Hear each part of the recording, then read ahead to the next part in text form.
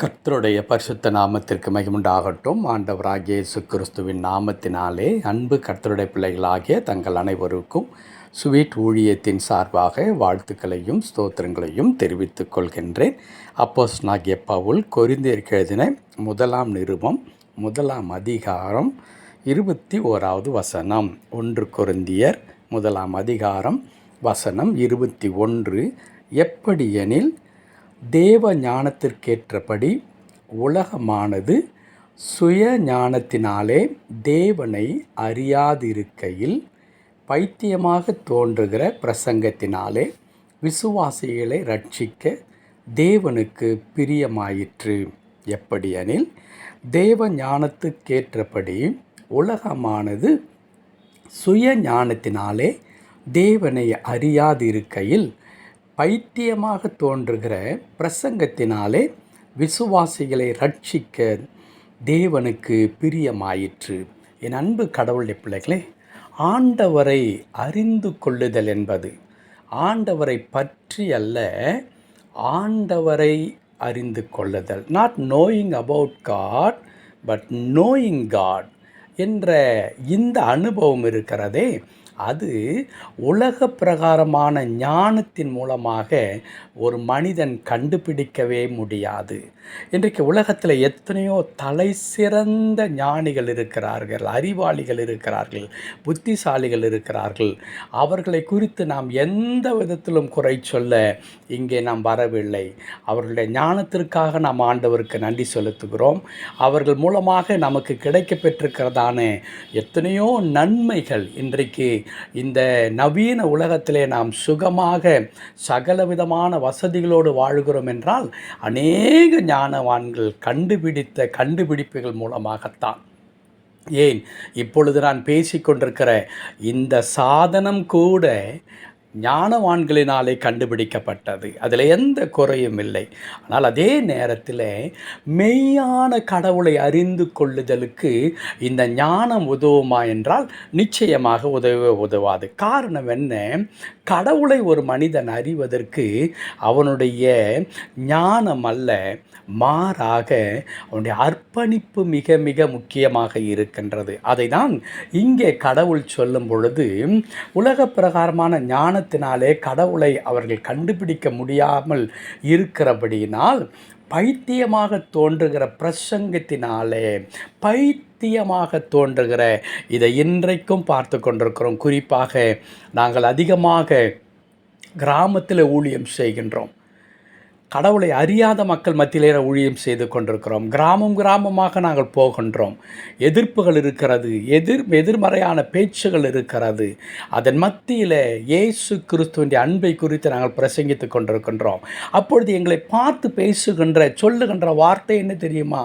பைத்தியக்காரங்கள் வந்து விட்டார்கள், இவர்களுக்கெல்லாம் வேலை இல்லை, எங்கேயோ வெளிநாட்டில் இருந்து பணத்தை வாங்கி கொண்டு மத பிரச்சாரம் செய்கின்றார்கள் என்று சொல்லி லிட்டலாகவே எங்கள் செவிகள் கேட்க பைத்தியக்காரர்கள் என்று பேசுகிறார்கள். எங்களை மாத்திரமல்ல, எங்களை போன்ற நற்செய்தி பணியாற்றுகின்ற அநேக கடவுளுடைய பிள்ளைகள் இந்த அனுபவத்தில் வந்து கொண்டிருக்கிறார்கள் என்பது உண்மைதான். ஆனால் கடவுளுடைய தீர்மானம் என்ன? இந்த பைத்தியம் என்று சொல்லப்படுகிறதான பிரசங்கத்தினாலே கடவுள் ஆத்துமாக்களை ரட்சிக்க அவர் விரும்புகிறார். ஏன் இந்த பைத்தியம் என்கிறதான இந்த பிரசங்கத்தின் மூலமாய் என்றால், நான் ஏற்கனவே குறிப்பிட்ட வண்ணமாய் ஒரு மனிதன் தன்னுடைய மூளையின் அறிவை வைத்திருக்கொண்டு மெய்யான கடவுளை அறிந்து கொள்ள முடியாது.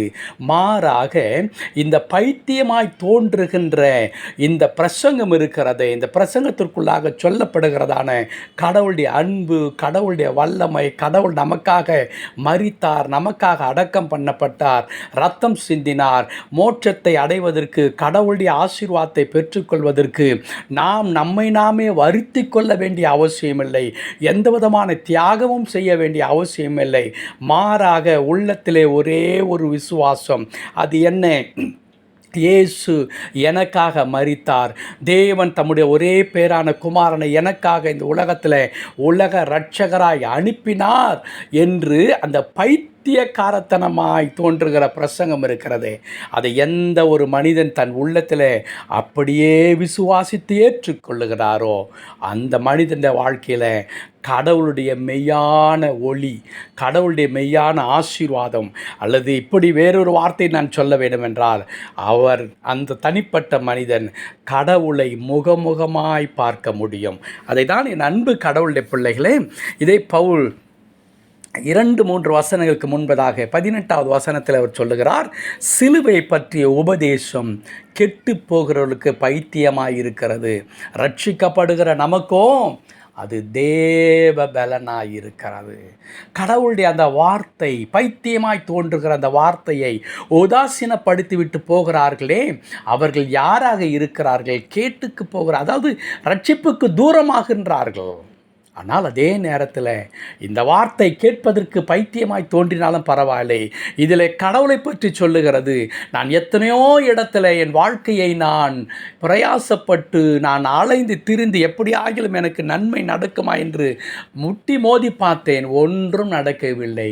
இறுதியாக இந்த இயேசுக்கு ஒரு வாய்ப்பை என் வாழ்க்கையில் நான் தருகிறேன், இந்த வார்த்தையை நான் ஏற்றுக்கொள்ளுகிறேன் என்று யார் ஒருவர் நம்புகிறார்களோ அவர் வாழ்க்கைக்கு அது தேவ பலன் நாய் மாறுகிறது.